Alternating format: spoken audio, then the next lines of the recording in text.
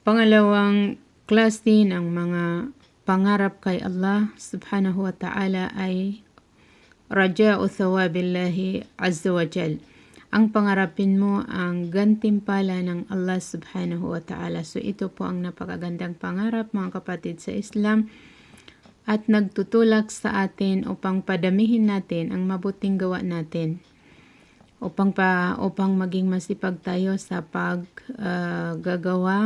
ng mga utos ng Allah at mga iba pang voluntaring mabuting gawa. Kasi kung hindi natin pangarap ang gantimpala ng Allah ay hindi tayo titibay. Hindi tayo titibay gumawa ng kabutihan. Pero pag ang pangarap natin ay ang magantimpalaan tayo ng Allah ay hindi tayo magsasawa, hindi tayo tatamarin, kasi ang pangarap natin ay ang gantimpala ng Allah sa ginagawa natin at sinasabi natin. Wala tayong ibang iniisip na masuklian tayo ng mga tao. Masuklian tayo halimbawa ng tinulungan natin. Ang pangarap lang natin sa mga taong natutulungan natin ay ang magantimpalaan tayo ng Allah subhanahu wa ta'ala. Sinabi ng Allah sa banal na Quran na ito ay nabanggit din natin last Friday, pero isang katibayan din ito sa pangalawang klase ng pangarap na pangarap sa gantimpala ng Allah. Sinabi ng Allah sa banal na Quran sa Surat Fatir verse 29 to 30. Innal ladhina yatluna kitaballah wa aqamus salah wa anfaqu mimma razaqnahum sirra wa alaniyah yarjuna tijaratan lan tabur liwaffiyahum ujurahum wa yazidahum min fadli innahu ghafurun shakur. Sa katotohanan, sabi ng Allah ay ang mga taong binabasa nila ang libro ng Allah. Kitab ng Allah na yun ang Quran. Napakalaking gantimpala ng pagbabasa ng Quran mga kapatid sa Islam. Ang basahin mo, ibig sabihin ng yatlun, ay binabasa nila at sinusunod nila ang nababasa nila sa Quran. Kaya hindi ang ginamit dito ay yakraun. Magkaiba po ang qara'a at saka tala. Yakra'u, yatlu. Ang yakra'u ay binabasa lang niya ng hanggang lang sa binabasa niya. Pero ang yatlu na yan ang tinutukoy dito ay ang binabasa niya ang Quran at sinusunod niya ang napapaloob na aral sa kanyang binabasa. Yan po ang malaking purpose sa Quran.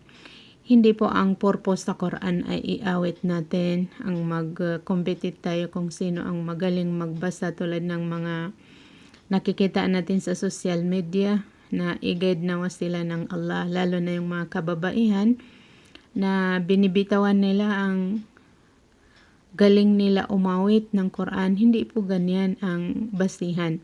Hindi ang basihan sa Quran ay kung sinong magaling kumanta. Maganda na ang pagkanta ng Quran. Pero sa mga babae ay hindi advisable na ikanta nila ang Quran sa public area o di kaya sa social media. Dahil ang pagkanta ng babae ay ang kanyang boses ay aura. Nakakahiya. Hindi pinahintulot ng Islam. So, yun po ang tinutukoy sa pagbasa ng Quran na nabanggit dito, yung mga taong binabasa nila ang banal na Quran at sinusunod nila ang kanyang katuruan. Wa aqamus salah at isinasabuhay nila ang dasal. Nagdadasal sila ng 5 beses sa araw-araw ng tamang pagdasal. Tamang pagdasal na ayon sa mga kondisyon ng dasal, tama ang kanilang mga foundation ng dasal, tama ang kanilang pagdadasal sa madaling salita. Wa anfaqu mimma razaqnahum at ginagastos nila ang kabilang sa mga itinustos namin sa kanila. Ginagastos nila. Hindi lang nila iniipon. Sirra wa alaniya, sekreto man o lantad. Sekreto man o nakikita. Ibig sabihin, kahit walang nakakakita sa kanila ay patuloy pa rin na ginagastos nila sa landas ng Allah subhanahu wa ta'ala. Kabilang sa paggastos sa mga itinustos ng Allah sa atin, ang paggastos natin sa ating mga sarili. Dahil yun po ang priority, nagastusan mo ang iyong sarili, wag mo pagkaitan ng gastos. Ganon din ang pamilya natin, yun ang pinaka-obligado sa atin na ang ating sarili at ang ating pamilya. Ang paggastos sa landas ng Allah subhanahu wa ta'ala ay kanais-nais, pero pag wala tayong kakayahan ay hindi inobligado ng Allah sa atin. Kung maggagastos ka ay masyado naman niya in-appreciate ang mga naggagastos sa landas ng Allah subhanahu wa ta'ala. Ang landas ng Allah na tinutukoy natin mga kapatid sa Islam ay lahat ng suporta sa Islam upang mangimbabaw. Upang mangimbabaw, ang relihiyon ng Allah ay lahat ng ikaka-strong niya, ikakalakas niya. Ay kung magsuporta tayo doon, ay nakakasuporta tayo o nakakagastos tayo sa landas ng Allah subhanahu wa ta'ala. So itong mga tao na binanggit ng Allah sa atin na ano ang kanilang mga trabaho, yatlo na kitab Allah. Binabasa nila ang Quran at sinusunod nila ang mga napapaloob na aral sa nababasa nila. Pangalawang trabaho nila ay aktibo sila sa pagdarasal ng 5 beses sa araw-araw na tamang pagdadasal.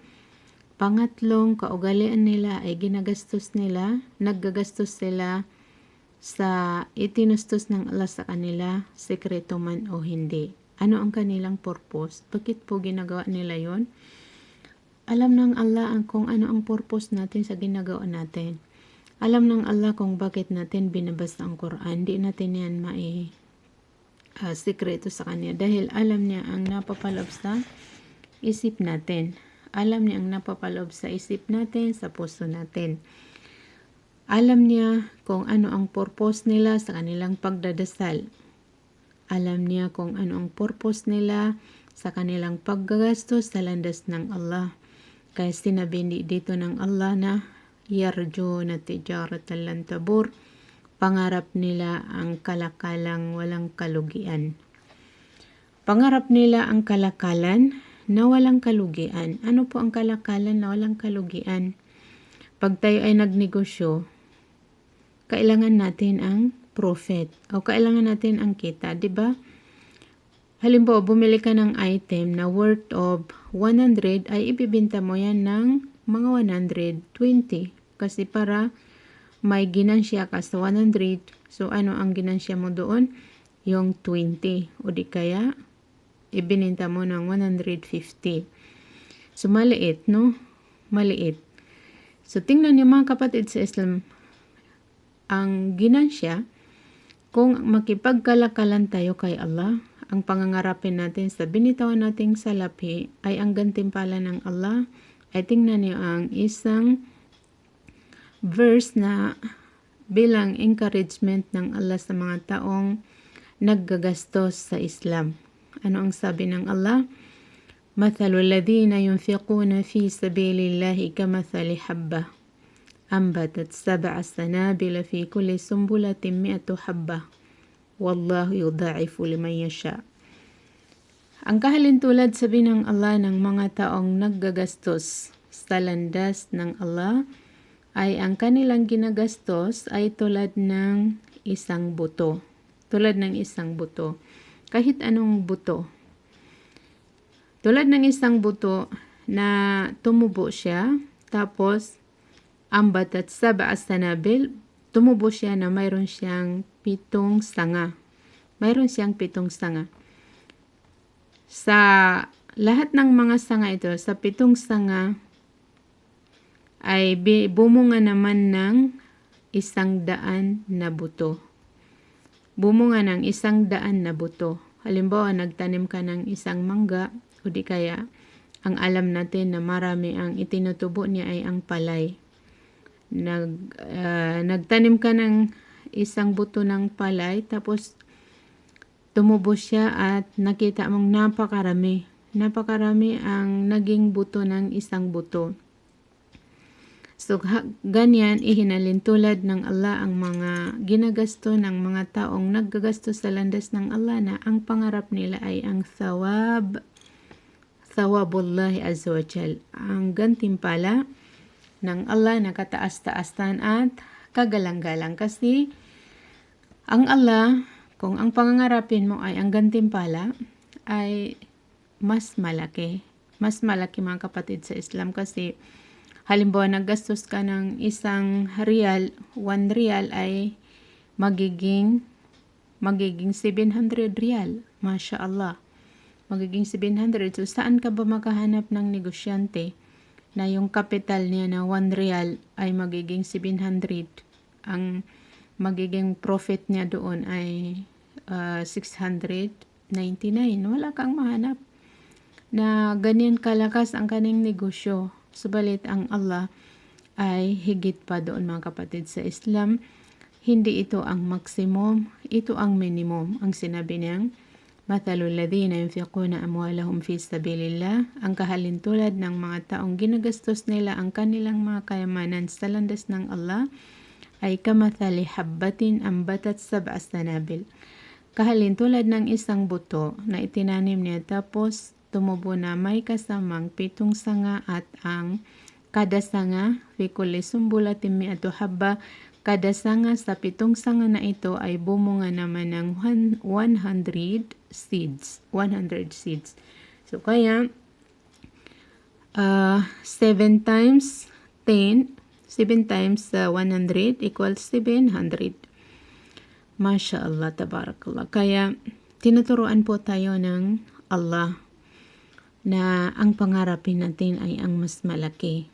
Pangarapin natin sa lahat ng trabaho natin, sa lahat ng effort natin, ang biyaya o di kaya gantimpala ng Allah subhanahu wa ta'ala kasi mas malaki ang ginansya natin doon. Mas malaki. Hindi naman bawal na kumita tayo sa mundo pero mas maliit. Maliit yan kung yun lang ang pangarapin natin. So, paramihin po natin ang pangarap natin sa gantimpala ng Allah dahil walang kalugian. Yun ang tinatawag na tijaratan lan tabur, kalakalang walang pagkalugi.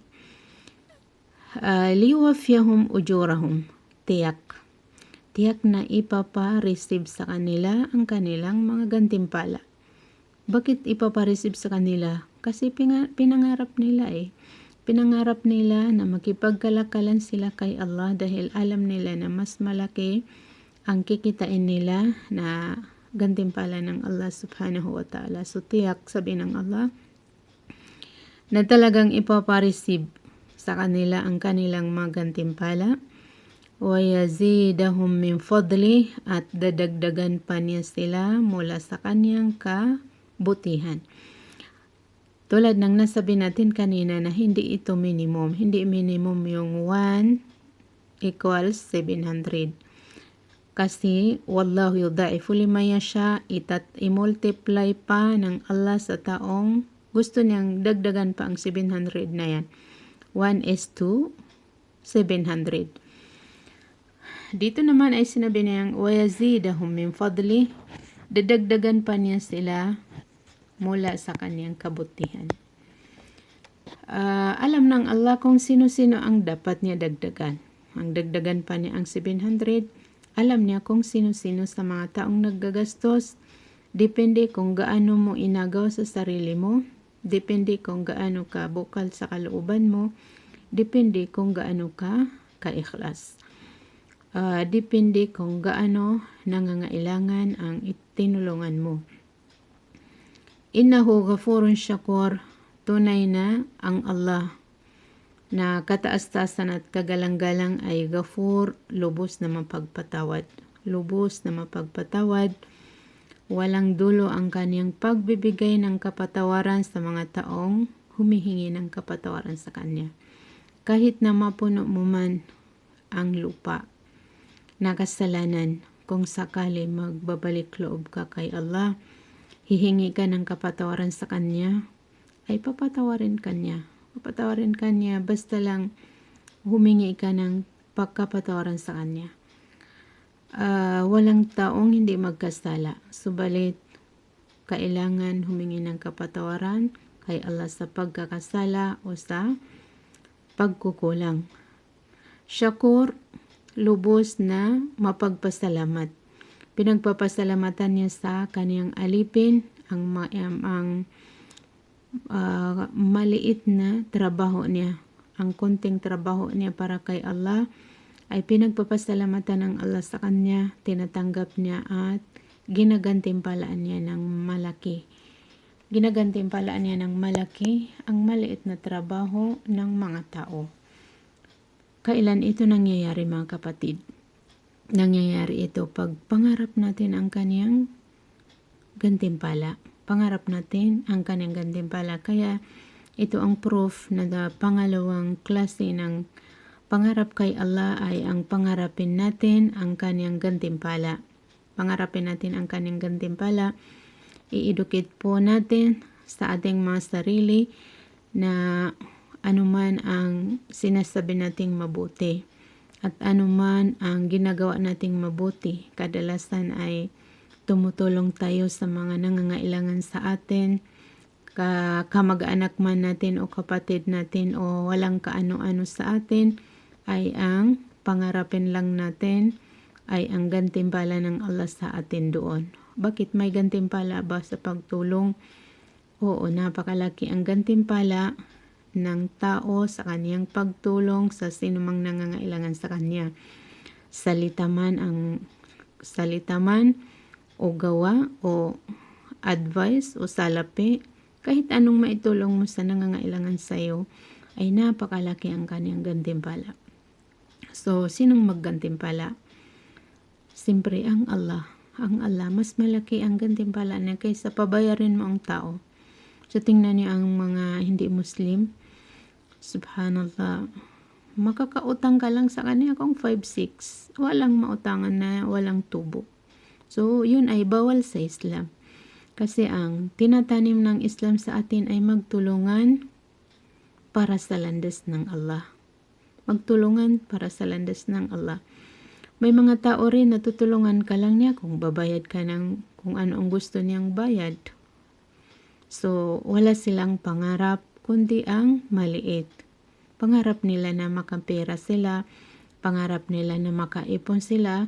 So, ang Muslim ay ang mas malaki ang pangarap niya sa gantimpala ng Allah sa sinumang natutulungan niya. So, napansin niyo mga kapatid sa Islam dito sa Saudi Arabia, minsan ay tinutulungan ka ng mga tumutulong sa dito na hindi mo man siya kilala. Tapos pagkatapos kanya matulungan ay bigla lang siya nawala.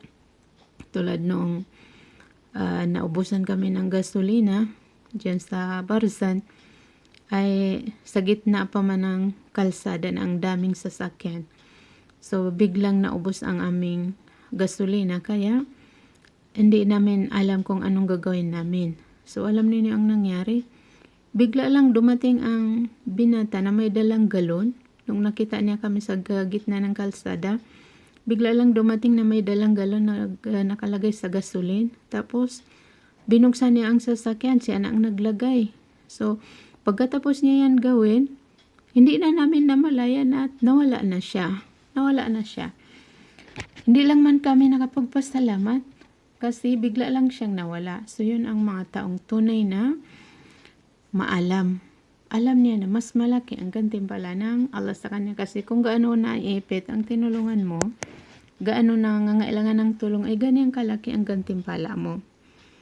Nangyari din yan sa amin noong nag-Hajj kami, na yung isa sa amin ay na-collapse. Panglima naming mag-ikot ay na-collapse siya. Kaya bigla rin dumating ang tumulong sa amin. Pagkatapos nakamalay yung customer namin ay hindi na kami nakapagpasalamat kasi hindi na namin nahanap.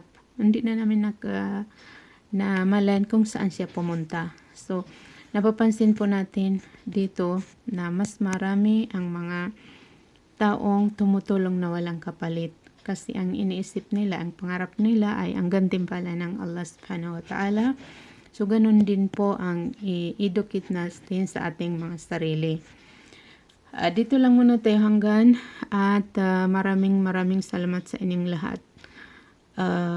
Biyayaan nawa kayo ng Allah dito sa mundo at sa kabilang buhay.